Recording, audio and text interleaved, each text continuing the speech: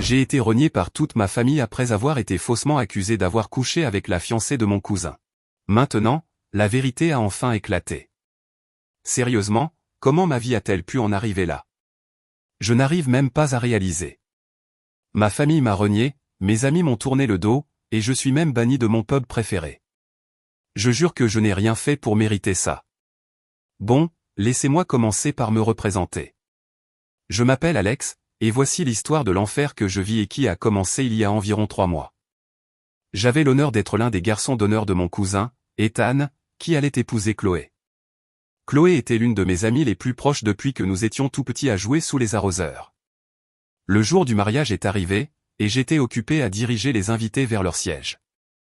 Tout était normal jusqu'à ce qu'Ethan déboule, entraînant un groupe de garçons d'honneur et d'autres personnes derrière lui, tous l'air agités.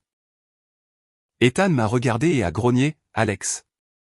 Avant même que je puisse murmurer une réponse, bam. Un coup de poing m'a atterri en plein visage. Puis bam, bam, une série de coups. Il hurlait en me frappant, « Comment as-tu pu faire ça ? Je sais tout. » Les garçons d'honneur sont finalement intervenus, l'arrachant de moi. J'étais stupéfait, mon esprit tourbillonnait et je ne comprenais rien. Qu'est-ce qui se passe? Qu'est-ce que j'ai bien pu faire? Ils m'ont rapidement sorti de la pièce, me laissant avec une tonne de questions en tête. L'arrêt suivant fut la clinique. Ma lèvre était enflée, mon nez saignait, et mon œil gauche devenait noir et bleu. Le docteur m'a soigné et m'a demandé si je voulais porter plainte, mais tout ce que je voulais savoir, c'était pourquoi Ethan avait pété les plombs. Mon père m'a envoyé un texto, « Le mariage est annulé. Tu as jusqu'à la fin de la journée pour récupérer tes affaires et quitter la maison. » C'est quoi ce bordel?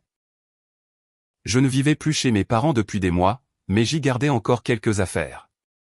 Ce message était comme un autre coup dans le ventre, et je me suis précipité chez eux pour obtenir des explications.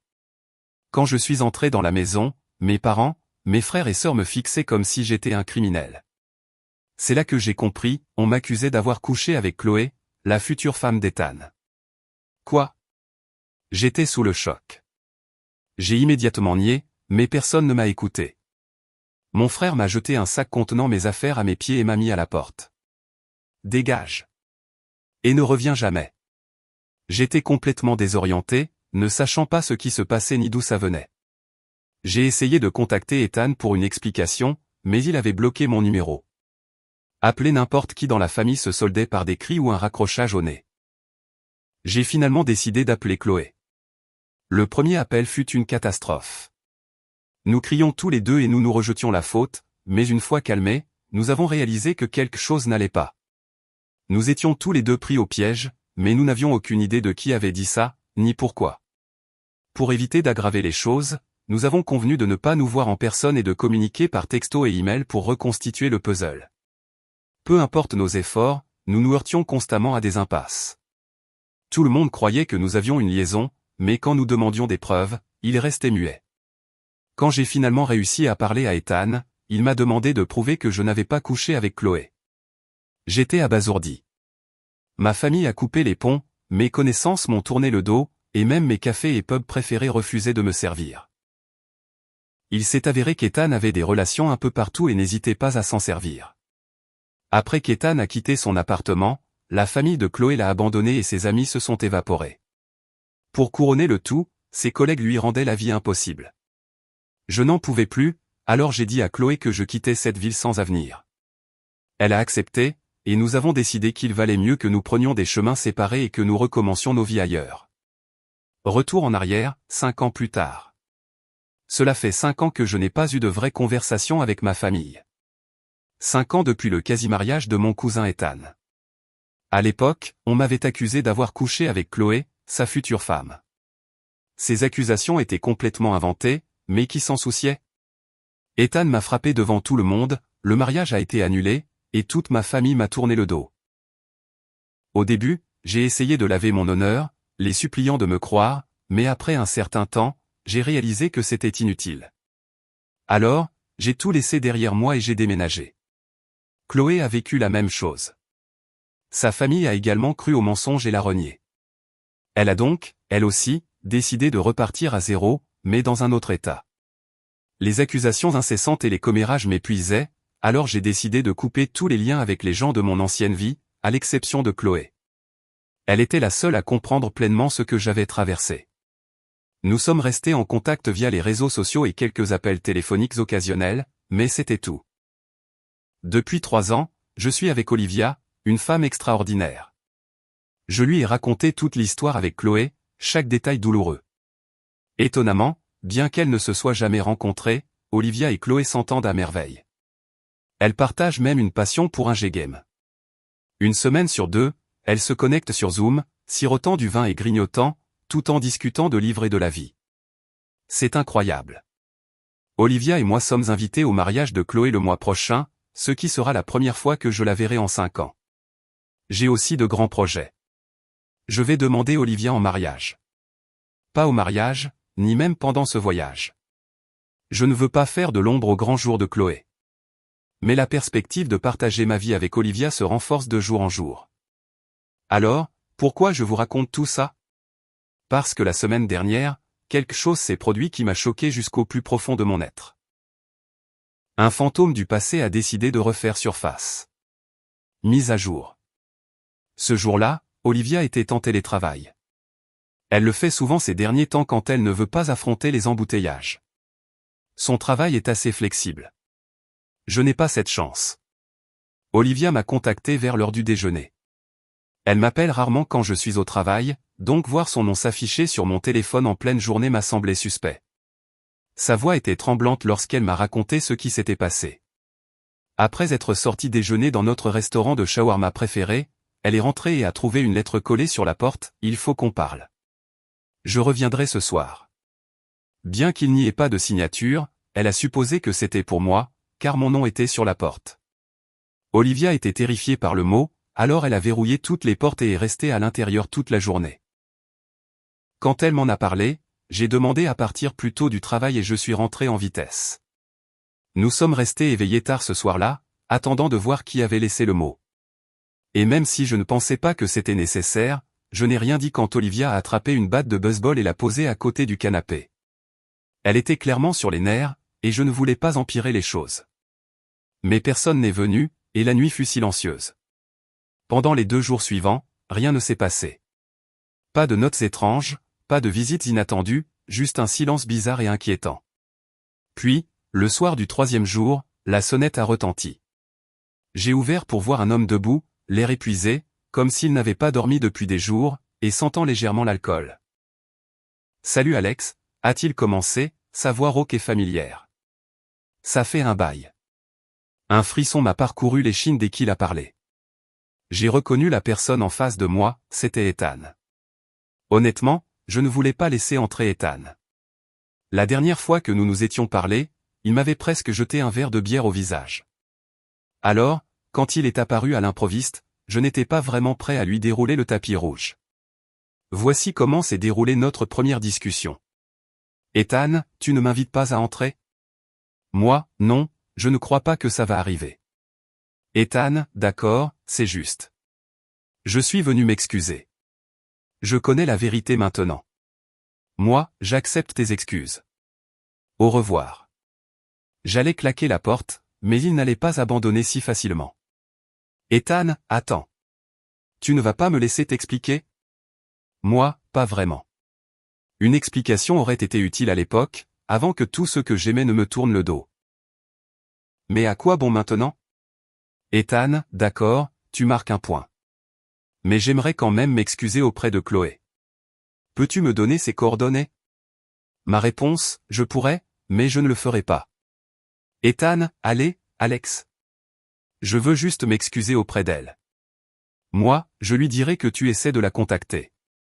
Si elle veut te parler, elle te contactera directement. Mais tu devrais rester loin d'elle. C'est tout ce que j'avais à dire, alors j'ai claqué la porte et je suis parti. À travers la porte, je l'ai entendu crier « Débloque ta mère ». Elle veut te parler. Je n'ai pas répondu. Je suis allé directement au salon où Olivia attendait. Je lui ai raconté tout ce qui venait de se passer, et nous avons convenu que la première étape était d'appeler Chloé. Si quelqu'un devait savoir pour la réapparition d'Ethan, c'était bien elle. Quand j'ai appelé, Chloé a été stupéfaite, et elle a clairement indiqué qu'elle ne voulait pas qu'Ethan ait ses coordonnées, ce que je lui ai assuré que je ne lui donnerais jamais. Il m'a fallu quelques jours pour décider quoi faire à propos de ma mère.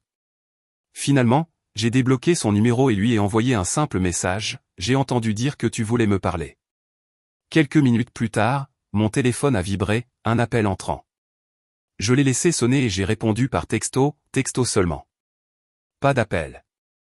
Elle a répondu rapidement. « Maman, nous savons que tu as parlé à Ethan. Nous voulons que tu rentres à la maison. » Moi, je suis à la maison. Maman, tu sais ce que je veux dire. Nous voudrions nous excuser et t'accueillir à nouveau dans la famille. Moi, j'accepte vos excuses. Je reste ici. Maman, nous voulons juste arranger les choses. Moi, j'y réfléchirai. Au revoir. Je sais que ça a probablement l'air dur, mais quand les gens que vous aimez vous jettent comme un déchet, ça vous change. Pour l'instant, je ne suis pas prêt à laisser mon ancienne vie interférer avec la vie que je me suis construite ici. Olivia, Chloé, son fiancé et moi sommes tous sur la même longueur d'onde à ce sujet. Pour le moment, rien n'a changé. Nous avons convenu de laisser le passé fermement dans le passé. Nous en reparlerons après le mariage de Chloé, mais pour l'instant, rester à l'écart semble l'option la plus sûre. Ambiance de mariage, la vérité éclate. Le mariage de Chloé était incroyable. Une journée pleine de joie et d'amour qu'elle méritait absolument après tout ce qu'elle a traversé. Après de longues conversations, j'ai décidé de retourner dans ma ville natale pour rencontrer ma famille. Ce n'était pas une décision facile, mais je sentais que je devais tourner la page sur ce chapitre, d'une manière ou d'une autre. J'ai demandé à ce que les parents de Chloé et Ethan soient présents. J'ai aussi remarqué une demoiselle d'honneur familière, assise seule, l'air mal à l'aise et renfermée.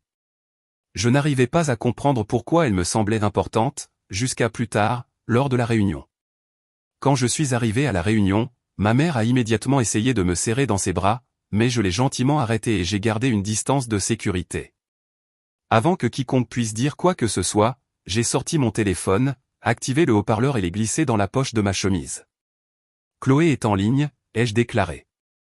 Elle écoute tout, mais son micro est coupé. Si elle souhaite parler, elle le réactivera. Si elle décide qu'elle en a fini avec cette conversation, elle raccrochera. C'est entièrement sa décision. Le père de Chloé a froncé les sourcils. Pourquoi n'est-elle pas là en personne? Je l'ai regardé droit dans les yeux et j'ai dit.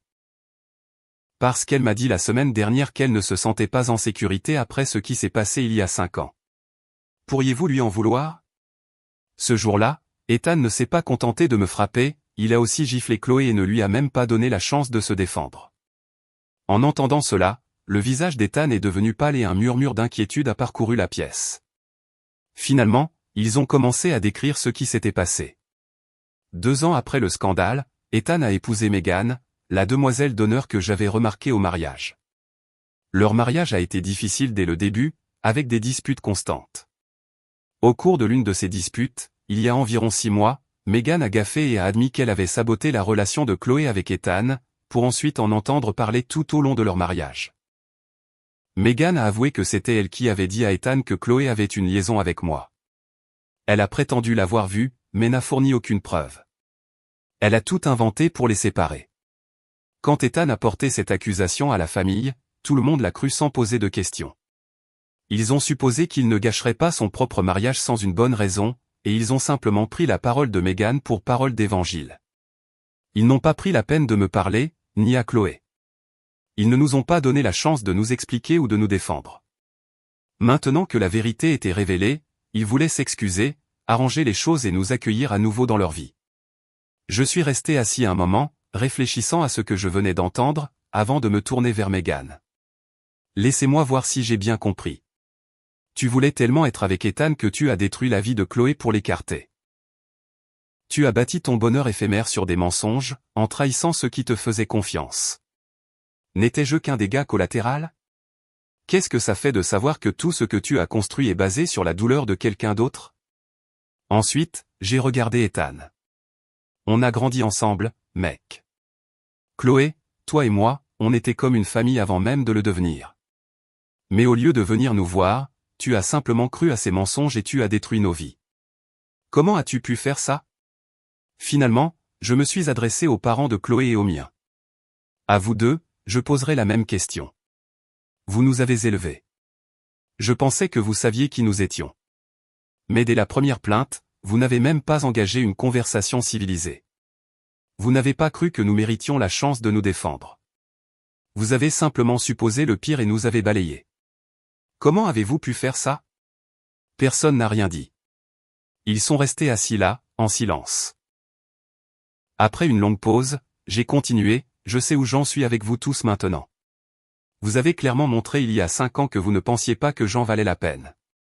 Pas un appel, pas une discussion. Vous m'avez montré ma place, mais elle n'est pas ici. Je ne peux pas parler pour Chloé. Elle prendra sa propre décision sur la suite.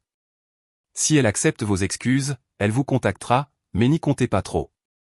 Quant à moi, j'en ai fini. Je retourne à ma vraie maison, celle que j'ai construite après que vous m'ayez tous abandonné. Et même si je suis soulagé de savoir enfin ce qui s'est passé, tout cela aurait pu être évité si l'un de vous ici avait fait preuve de bon sens il y a 5 ans.